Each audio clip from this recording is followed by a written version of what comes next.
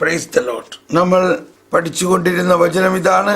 മത്തായി 5-ാം അധ്യായം 38 മുതലുള്ള വചനങ്ങൾ മത്തായിയുടെ സുവിശേഷത്തിലെ മലയിലെ പ്രസംഗത്തിന്റെ വളരെ നിർണായകമായ ഭാഗമാണ്. കണ്ണിന് പകരം കണ്ണ്, പല്ലിന് പകരം പല്ല് എന്ന് പറഞ്ഞിട്ടുള്ളത് നിങ്ങൾ കേട്ടിട്ടുണ്ടല്ലോ. എന്നാൽ ഞാൻ നിങ്ങളോട് പറയുന്നു, ദുഷ്ടനെ എതിർക്കരുത്. വലത് കരണത്തടിക്കുന്നവന് മറ്റേ കരണം കൂടി കാണിച്ചു കൊടുക്കുക. നിന്നോട് വ്യവഹരിച്ച് നിന്റെ ഉടുപ്പ് കരസ്ഥമാക്കാൻ ഉദ്യമിക്കുന്നവനെ മേലം കൂടി കൊടുക്കുക. 1 മൈൽ ദൂരം പോകാൻ നിന്നെ നിർബന്ധിക്കുന്നവനോട് കൂടെ 2 മൈൽ ദൂരം പോകുക. ചോദിക്കുന്നവന് കൊടുക്കുക.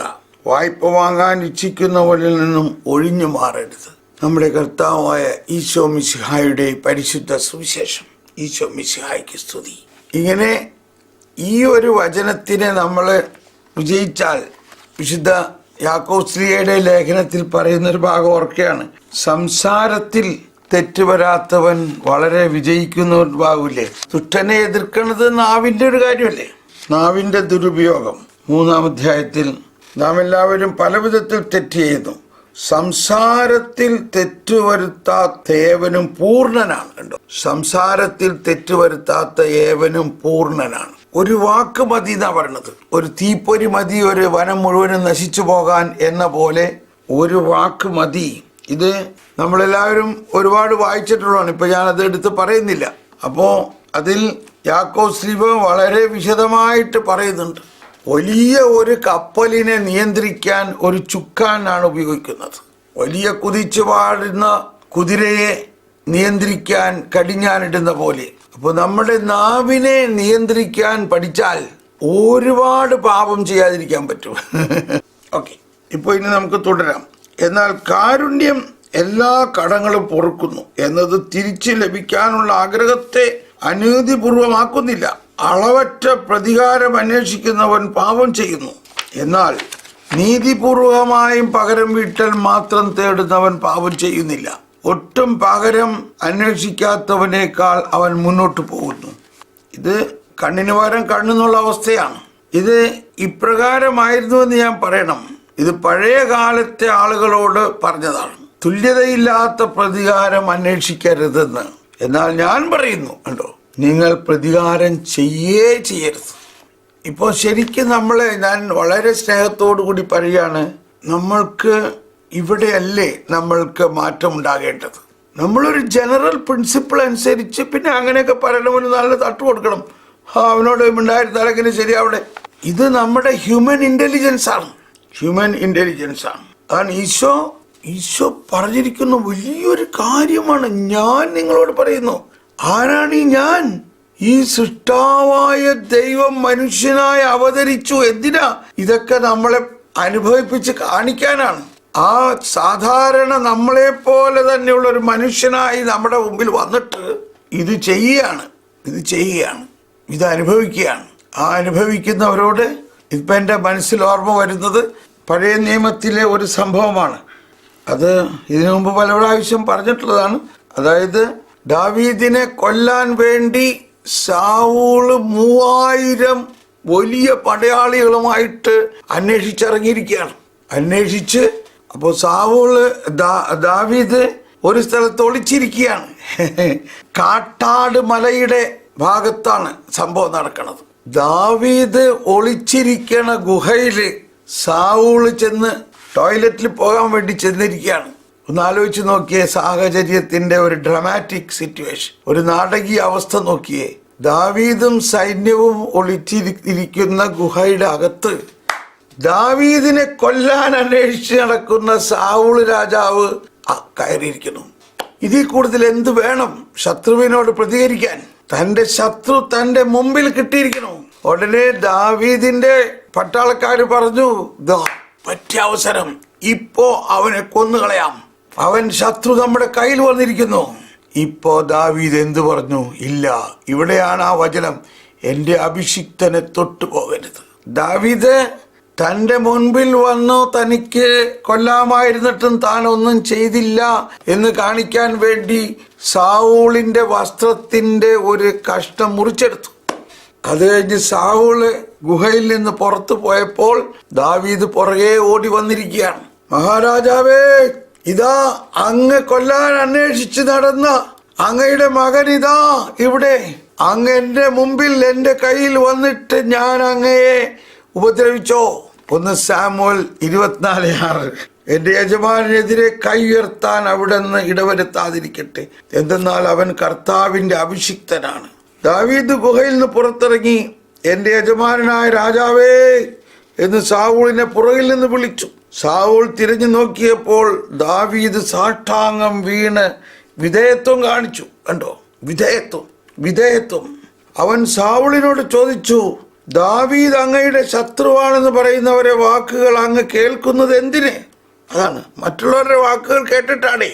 കർത്താവ് ഇന്ന് ഈ ഗുഹയിൽ വെച്ച് അങ്ങയെ എന്റെ കയ്യിൽ ഏൽപ്പിച്ചത് എന്തെന്ന് അങ്ങ് തന്നെ കണ്ടില്ലേ? അങ്ങയെ കൊല്ലണമെന്ന് ചിലർ പറഞ്ഞെങ്കിലും ഞാനത് ചെയ്തില്ല. എന്റെ യജമാനെതിരെ ഞാൻ കൈ ഉയർത്തുകയില്ല. അങ്ങ് കർത്താവിന്റെ അഭിഷിക്തനാണെന്ന് ഞാൻ അവരോട് പറഞ്ഞു. എന്റെ പിതാവേ, ഇതാ എന്റെ കയ്യിൽ അങ്ങയുടെ മേലങ്കിയുടെ ഒരു കഷ്ണം.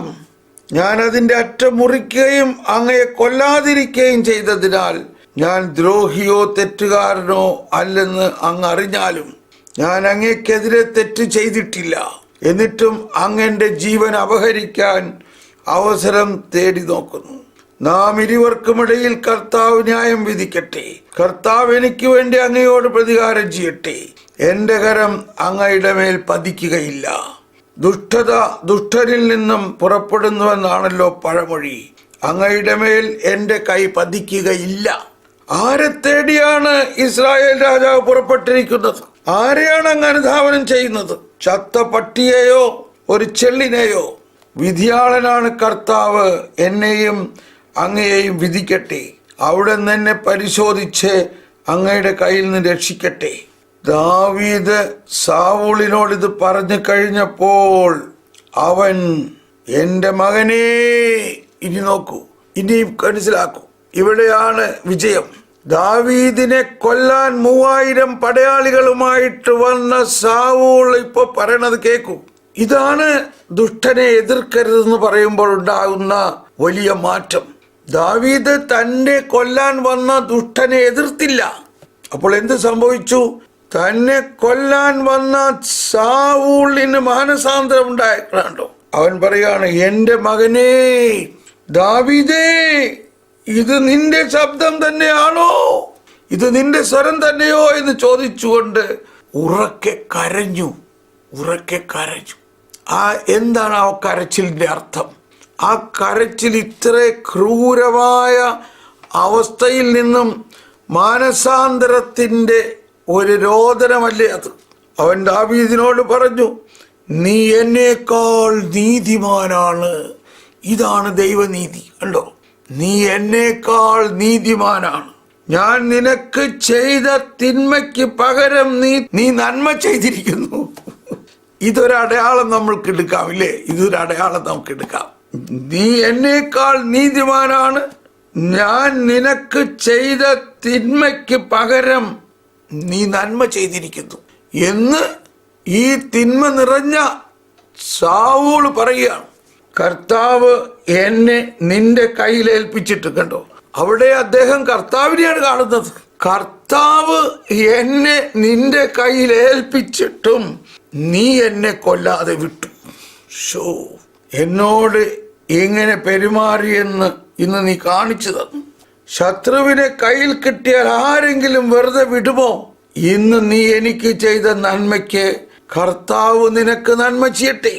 Praise the Lord. എന്തോ ഒരു വികാര നിർഭരമായ അവസ്ഥയാണിത്. എന്നിട്ട് കൊല്ലാൻ വന്ന സാവൂള്, ദാവീദിനെ കൊല്ലാൻ വന്ന സാവൂള് ദാവീദിനെ രാജാവായി സത്യപ്രതിജ്ഞ ചെയ്യിക്കുകയാണ്. അവിടെ നീ തീർച്ചയായും രാജാവാകുമെന്നും ഇസ്രായേലിന്റെ രാജ്യത്വം നിന്നിൽ സ്ഥിരപ്പെടുന്നുവെന്നും എനിക്കറിയാം. ആകയാൽ എനിക്ക് ശേഷം എൻ്റെ സന്തതിയെ നിർമൂലമാക്കി എൻ്റെ നാമം എൻ്റെ പിതൃഭവനത്തിൽ നീക്കം ചെയ്യുകയില്ലെന്ന് കർത്താവിൻ്റെ നാമത്തിൽ നീ എന്നോട് സത്യം ചെയ്യണം. സത്യപ്രതിജ്ഞ. ദാവീദ് സാവൂളിനോട് അങ്ങനെ സത്യം ചെയ്തു. സാവൂൾ കൊട്ടാരത്തിലേക്ക് പോയി. ദാവീദും അനുയായികളും സങ്കേത സ്ഥാനത്തിലേക്ക് പോയി. ഇതാണ് പഴയ നിയമത്തിൽ ഒളിഞ്ഞിരിക്കുന്ന പുതിയ നിയമം. ആരാണ് ഈ ദാവീദ്? ഈ ദാവീദ് ക്രിസ്തുവാണ്. ഈ ദാവീദ് ക്രിസ്തുവാണ്. നമ്മൾ വംശാവലിയിൽ പഠിച്ചില്ലേ? ദാവീദിന്റെ മകനായ അബ്രാഹത്തിന്റെ മകനായ യേശു ക്രിസ്തുവിന്റെ വംശാവലി. ഈ ദാവീദ് ക്രിസ്തുവാണ്, അഭിഷിക്തൻ. അപ്പോൾ ക്രിസ്തുവിന്റെ ചൈതന്യം പഴയ നിയമത്തിൽ ഒളിഞ്ഞ് ഇരിപ്പുണ്ട്. എന്തോ ഒരു വലിയ ഒരു സത്യമാണത്.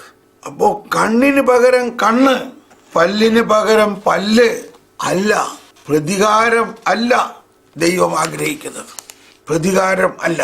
ഇത് കുഞ്ഞുനാൾ മുതലേ നമ്മൾ പരിശീലിക്കണം. നമ്മുടെ കുഞ്ഞുങ്ങളിലും ഇത് പരിശീലനം ഉണ്ടാകണം. ഇത് പരിശീലിക്കുന്ന ഇല്ലാത്തത് കൊണ്ടാണ് ഇന്ന് വിവാഹമോചനങ്ങളും കുടുംബ കലഹങ്ങളും, ഭയാനകമായ കുടുംബ കലഹങ്ങളുടെ കാരണം മുഴുവനും പ്രതികാരമാണ്. ഇപ്പൊ വീട്ടില് ഭാര്യയും ഭർത്താവും തമ്മിൽ ഒരു അല്പം വഴക്കുണ്ടായാൽ ഓഫീസിൽ പോകാണ് വഴക്ക് കഴിച്ചിട്ട്. എന്ത് ചെയ്യാൻ പറ്റും? ഓഫീസിൽ പോകണ്ടേ? പക്ഷേ ഉടനെ ഈ വിവരം നാട് മുഴുവനും മാതാപിതാക്കളെ എല്ലാവരും അറിയിച്ചു. അപ്പോൾ അത് കഴിഞ്ഞ് അവിടെ നിന്ന് ഓഫീസിൽ ചെന്നപ്പോഴേക്കും വിളി വന്നിരിക്കുകയാണ് പെണ്ണിന്റെ വീട്ടിൽ നിന്ന്, ത്രിട്ടനിങ് ചെയ്തുകൊണ്ട് പ്രതികാരം. നീ എന്താ അവളോട് അങ്ങനെ പറഞ്ഞത്? നീ എന്തിനാ അവൾ അങ്ങനെ ചെയ്തത്? നീ എന്തിനാ അവളോട് ഇങ്ങനെ സംസാരിച്ചത്? ഇങ്ങനെയാണെങ്കിൽ ഞാൻ പെണ്ണിനെ എൻ്റെ വീട്ടിലേക്ക് കൊണ്ടുവരും. മനസ്സിലായിട്ടുണ്ടോ? ഇപ്പൊ മാതാപിതാക്കൾ തന്നെ വിവാഹം മോചിപ്പിക്കാനായിട്ട് ഉള്ള ഒത്താശ ചെയ്തു കൊടുക്കണത് എന്തോ ഒരു ജ്ഞാനമാണെന്ന് ആലോചിച്ച് നോക്കി. എല്ലാത്തിൻ്റെ കാരണം എന്താണ്? പ്രതികാരമാണ്. എല്ലാ ദിവസവും പള്ളിയിൽ പോണ ആൾക്കാർ എല്ലാ ദിവസവും പള്ളിയിൽ പോവുകയും വിശുദ്ധ കുർബാന സ്വീകരിച്ച് അന്നാ പെസഹ തിരുനാളിൽ കർത്താവ് അരുളിയ കൽപ്പന പോൽ തിരുനാമത്തിൽ ചേർന്നിടാം, അനുരഞ്ജിതരായി തീർന്നിടാം. കണ്ടോ? അന്നാ പെസഹ തിരുനാളിൽ കർത്താവ് അരുളിയ കൽപ്പന. എന്ത് കൽപ്പനയാ തന്നത്? ഞാൻ നിങ്ങളെ സ്നേഹിച്ച പോലെ നിങ്ങൾ സ്നേഹിക്കുക. അപ്പൊ ഇവിടെ ഈശോ പറയുന്ന കൽപ്പന, മോശ വഴി നൽകിയ കൽപ്പനയും യേശു നേരിട്ട് നൽകിയ കൽപ്പനയുടെയും ഈ ഒരു രഹസ്യം നമ്മൾ പല പ്രാവശ്യം പറഞ്ഞ് അതിൻ്റെ സാരാംശം നഷ്ടപ്പെടരുത്. ഞാൻ നിങ്ങളോട് പറയുന്നു, ഞാൻ നിങ്ങളെ സ്നേഹിച്ച പോലെ. അപ്പൊ ഞാൻ അവിടെ പറയുമ്പോഴെല്ലാം നമ്മൾ മനസ്സിലാക്കണം, നമ്മളെ സൃഷ്ടിച്ച ദൈവം, പ്രപഞ്ചത്തെ സൃഷ്ടിച്ച ദൈവം, ഉയർത്തെഴുന്നേറ്റ ദൈവം മനുഷ്യനായി വന്നിട്ട് മനുഷ്യനോട് പറയുകയാണ്. അപ്പൊ ഇതാണ് വിശ്വസിക്കണം. നമ്മൾ ഇതങ്ങ് വിശ്വസിക്കുമ്പോൾ നമ്മൾ പ്രതികാരം ചെയ്യാതെ, പ്രതികാരം ഈ ഭാഗം നമ്മൾ വീണ്ടും വീണ്ടും വായിക്കണം. അവിടെ പറയുന്ന കാര്യങ്ങളിൽ ദാവീദ് ശരിക്കും ക്രിസ്തുവായിട്ടാണ് അവിടെ സംസാരിക്കുന്നത്. അതിലൂടെ സാവൂളിന് വന്ന മാനസാന്തരം നോക്ക്. എന്ന പോലെ നമ്മളെ കൊല്ലാൻ വരുന്നവരെ ദൈവത്തിന്റെ കണ്ണിലൂടെ, ദൈവത്തിന്റെ ആത്മാവിലൂടെ നമ്മൾ അവരെ ആയിട്ട് സ്പർശിക്കുകയാണെങ്കിൽ അവർക്ക് മാനസാന്തരം ഉണ്ടാവും. ഒരു സഹോദരൻ എന്നോട് ചോദിച്ചു, അദ്ദേഹത്തിന്റെ അനന്തരവൻ ഒരു മകൻ, അവൻ വിശ്വസിക്കുന്നില്ല, അവൻ ദൈവത്തിൽ വിശ്വസിക്കുന്നില്ല. അവനെ എന്ത് ചെയ്താലാണ് വിശ്വസിപ്പിക്കാൻ പറ്റുക? അവനെ എന്ത് പഠിപ്പിക്കണം, എന്ത് ചെയ്യണം? ഞാൻ പറഞ്ഞു, തൽക്കാലം ഒന്നും ചെയ്യണ്ട. അവന്റെ മാതാപിതാക്കളോട് പറയൂ ജ്ഞാനത്തിന്റെ പുസ്തകം വായിക്കാൻ. രണ്ടാമത് നമ്മൾ വിശ്വസിക്കണം. അവൻ ആരാണ്? അവന് വിശ്വാസമില്ല ഇപ്പോ, പക്ഷെ നമ്മൾ മനസ്സിലാക്കണം അവൻ ആരാ. അവൻ ദൈവത്തിന്റെ മകനാണ്. അവൻ കത്തോലിക്ക സഭയുടെ മകനാണ്. ഈ കത്തോലിക്ക സഭയിൽ ജ്ഞാനസ്നാനം സ്വീകരിച്ച്, സ്ഥൈര്യലേപനം സ്വീകരിച്ച്, വിശുദ്ധ കുർബാന സ്വീകരിച്ചു. പക്ഷെ അവൻ വിശ്വാസത്തിന്റെ പ്രകാശം അവൻ ഇപ്പോഴും കിട്ടിയിട്ടില്ല. നമ്മൾ ക്ഷമിക്കണം, നമ്മളെ അന്വേഷിക്കണം എന്തുകൊണ്ടാണ് എന്നുള്ളത്. പക്ഷെ തൽക്കാലം അർജന്റായിട്ട് അവനെ പ്രകോപിക്കണ മാതിരി സംസാരിക്കുകയോ അവനെ ഒരുപാടൊന്നും ചെയ്തിട്ട് കാര്യമില്ല. നമ്മുടെ മാതാപിതാക്കളായ നമ്മുടെ വിശ്വാസത്തിന്റെ മാറ്റൊരച്ച് നോക്കാൻ വേണ്ടിയിട്ടാണത്. കത്തോലിക്ക സഭ ഒരു രാഷ്ട്രീയ പാർട്ടി അല്ല, അമ്മയാണ്. അമ്മ ക്രിസ്തു തന്നെയാണ് സഭ. ആ സഭയുടെ മകനാണ്. അവനെ ഈ അമ്മ പാലൂട്ടും കൃത്യസമയത്ത്. ഒരു കത്തോലിക്ക സഭയിലെ ഒരു അംഗത്തിന് വേണ്ടി സഭയിലെ 500,000 5 ലക്ഷം ബലിപീഠത്തിൽ നിന്നും ബലി അർപ്പിക്കപ്പെടുന്നുണ്ട്. സഭാമാതാവ് സകല വിശുദ്ധന്മാരുടെയും കൂട്ടായ്മ ആയിരിക്കുന്ന ഈ സഭയുടെ അവയവമാണ് അവൻ. അവനെ കൃത്യസമയത്ത് കൊണ്ടുവരും. അതുകൊണ്ട് നമ്മൾ ഒരുപാട് പാനിക് ആകരുത്, ഒരുപാട് അങ്ങനെ അപ്സെറ്റ് ആകരുത്. അപ്പൊ ഇവിടെയാണ് നമുക്കുണ്ടാകേണ്ട നമ്മുടെ പ്രതികരണങ്ങളെയൊക്കെ കൺട്രോൾ ചെയ്യണം. തൽക്കാലം ഒന്നും പ്രതികരിക്കണ്ട. അവനറിയാത്ത അറിവില്ലായ്മ കൊണ്ട് പറയണം, അവന് വേണ്ടി പ്രാർത്ഥിക്കുക, അവന് വേണ്ടി പ്രാർത്ഥിക്കണം. കാരണം ഇത് ഈ കാലഘട്ടത്തിൽ എല്ലാ യുവതി യുവാക്കളുടെ അവസ്ഥയാണ്. അതിന് ഒരു കാരണം ഞാൻ തുറന്നു പറയട്ടെ, നമ്മൾ മാതാപിതാക്കളാണ് അതിന് കാരണം. നമ്മൾ ഇപ്പോഴും ക്രിസ്തുവിൽ രൂപപ്പെട്ടിട്ടില്ല.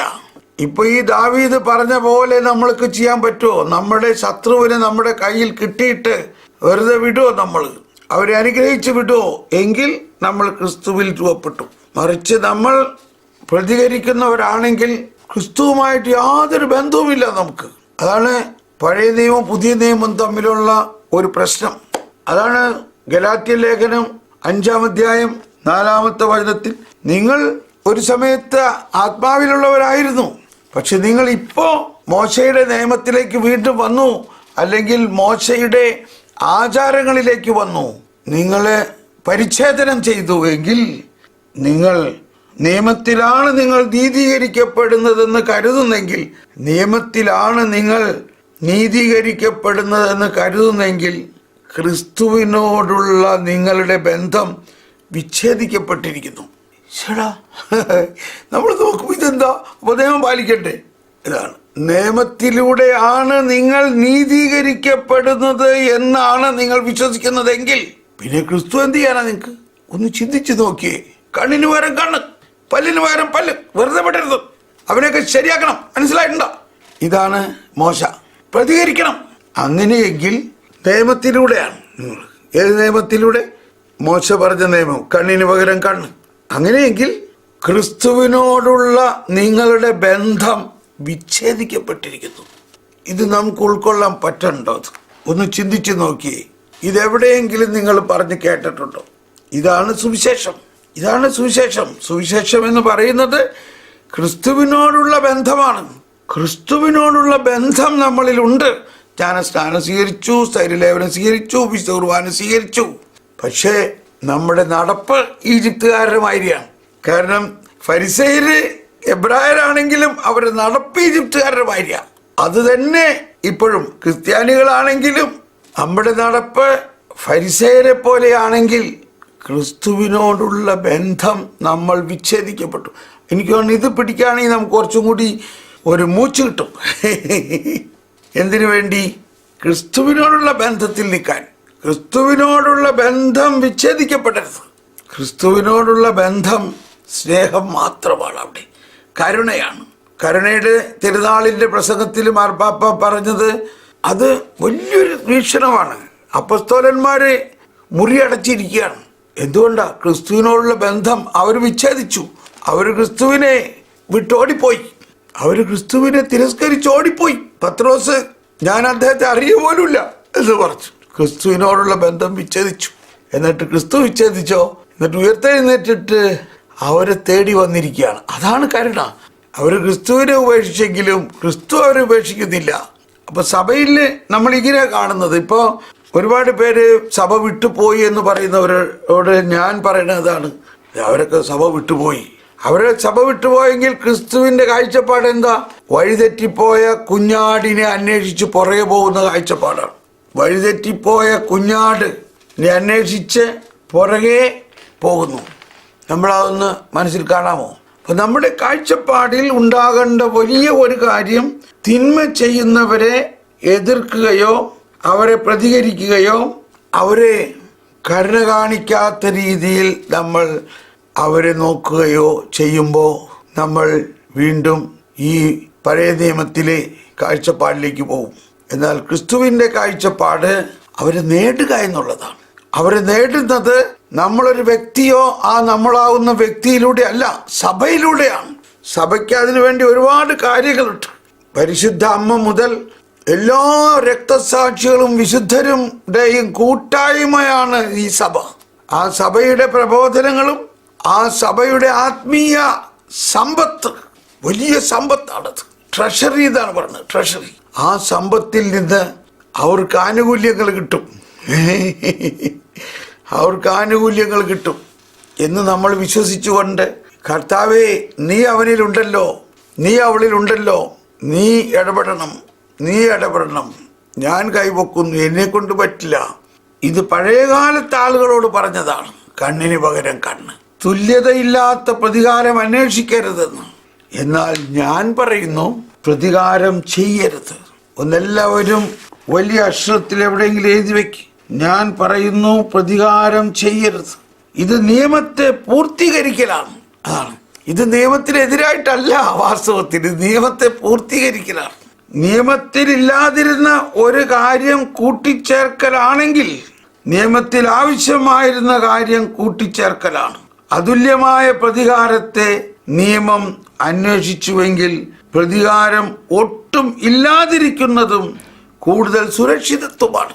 അതുല്യമായ പ്രതികാരത്തെ നിയമം അന്വേഷിച്ചു എങ്കിൽ പ്രതികാരം ഒട്ടും ഇല്ലാതിരിക്കുന്നതും കൂടുതൽ സുരക്ഷിതമാണ്. നമ്മൾ എന്തോ വലിയ കണ്ടുപിടുത്തം കിട്ടിയ പോലെയാണിത്. അഗസ്തീനോസ് ആണ് ഇത് പറയുന്നത്, വിശുദ്ധ അഗസ്തീനോസിൻ്റെയാണ്. സ്നേഹമുള്ളവരെ, ഇത് നമ്മൾ ഈ 2 ദിവസം, ഇനിയുള്ള 2 ദിവസം ശരിക്കും നമ്മളിത് ഈ ബോധ്യത്തിലൂടെ പ്രാക്ടീസ് ചെയ്യണം. നമ്മൾ പ്രതികരിക്കുകയാണെങ്കിൽ നമ്മുടെ ലോജിക്ക് അനുസരിച്ച് ശരിയാണ്. പക്ഷെ എന്ത് ബേസിസിലാണ് ലോജിക്ക് ഈജിപ്തുകാരുടെ സ്വഭാവമാണ്. ഇസ്രായേൽക്കാർ എബ്രായരാണെന്നെങ്കിലും അവരുടെ സ്വഭാവം ഈജിപ്തുകാരുടെയാണ്. അപ്പോൾ ഫരിസേയരുടെ സ്വഭാവം ആരുടെ സ്വഭാവമാണ്? ദൈവത്തിൻ്റെ ജനത്തിൻ്റെ സ്വഭാവമല്ല.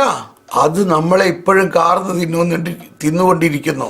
5000 വർഷമായിട്ടും അല്ലെങ്കിൽ 3500 വർഷമായിട്ടും ഈ സ്വഭാവം നമ്മൾ വിട്ടു പോകുന്നില്ല. ക്രിസ്തു വന്ന് 2000 വർഷമായിട്ടും നമ്മളിൽ ഈ സ്വഭാവം ഇപ്പോഴും നിലനിൽക്കുന്നതിന്റെ കാരണം നമ്മൾ ഇത് ചെയ്യുമ്പോൾ ക്രിസ്തുവുമായിട്ടുള്ള ബന്ധം നമ്മൾ വിടുകയാണ്. കാരണം ക്രിസ്തു കൃത്യമായിട്ട് പറയാണ്, ഞാൻ നിങ്ങളോട് പറയുന്നു, നിങ്ങൾ പ്രതികരിക്കരുത്. അപ്പോൾ പ്രതികരിക്കുമ്പോൾ എന്ത് സംഭവിക്കും? പ്രതികരിക്കുമ്പോൾ നിങ്ങൾ നിങ്ങളുടേതായി മാറി. നിങ്ങൾ തന്നെ കാര്യങ്ങൾ നടത്താൻ തീരുമാനിച്ചു. നമുക്ക് വേണ്ടി ജീവൻ രക്തം ചിന്തി കരുണ അർപ്പിച്ച ദൈവത്തെ അവിടെ മാറ്റി നിർത്തി, പടിക്ക് പുറത്താക്കി. കുടുംബ പ്രതിഷ്ഠ ചെയ്യുന്നുണ്ട്. തിരുഹൃദയത്തിന്റെ രൂപം എല്ലാ കുടുംബത്തിലും വെച്ചിട്ടുണ്ട്. തിരുഹൃദയം എന്ന് പറഞ്ഞാൽ എന്താ? ഈ കർത്താവാണ്. ഞാൻ നിങ്ങളോട് പറയുന്നു, എൻ്റെ ഹൃദയം നിങ്ങൾക്ക് ഞാൻ തരുന്നു. തിരുഹൃദയ പ്രതിഷ്ഠ ചെയ്യണം, അതിൻ്റെ ഉദ്ദേശം അതല്ലേ? അപ്പോൾ നമുക്കിപ്പോൾ ഒന്ന് മനസ്സിൽ കൊണ്ടുവരാം, ഈ വാക്ക് കൊണ്ടുവരാം. ഞാൻ നിങ്ങളോട് പറയുന്നു, പ്രതികരിക്കരുത്. നമ്മൾ എന്തോ വലിയ കണ്ടെത്തിയ പോലെ തോന്നാണ് കേട്ടോ. ഈ ഭാഗം നിങ്ങൾ ഇന്ന് ഒന്നുകൂടി കേട്ടിട്ട് ശരിക്കും നമ്മൾ ഇതിലങ്ങ് വിജയിക്കണം. അപ്പോൾ നമ്മൾ ഇന്നിവിടെ നിർത്തുകയാണ്.